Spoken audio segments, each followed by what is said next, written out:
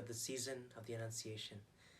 As we're fast approaching one of the greatest mysteries of our faith, Christmas, where we're preparing not just for the day, but for a person.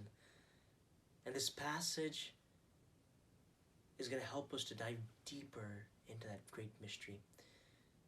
And it's known as a prologue of John. It starts off like this. In the beginning was the Word was with God, and the Word was God. And this actually points to the divinity of Christ. In the early church, many centuries ago, there were many heresies and heretics, like Arianism, which talked about Jesus like Superman, who had supernatural powers, not fully divine, or the separation of the natures of human and divine. So all these confusions that really misled us to who really Christ is. And so, in some ways, this season, as we're preparing for Christmas, are we misled of who really Christ is? What does it mean to become divine, to be holy, and to do the will of God? The only person that I could think of was our Blessed Mother, who's exemplified this and who's a model for our faith, especially in this season as we're preparing. It was only by receiving this divine love that she was able to give her ultimate yes.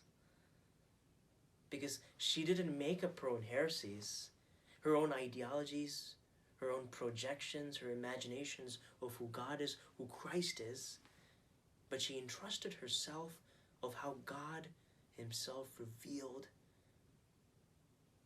himself to our Blessed Mother. And so in that receiving that divine love, the Logos, that became the instrument of creation who made each one of us, she was able to give that yes. And maybe the season of Annunciation be also inspired to give our ultimate yes. And be able to sing as she sang, because as Joseph Pieper says, that only the lover can sing. Only someone who knows that their love is able to sing. How many people never knew that they were known by God? How many people felt unloved and unworthy of God's love? How many people of you feel lost in life? Well, let's sing like our Blessed Mother. And how does that beautiful refrain go? That was popularized by David Crowder. How he loves us, oh how he loves.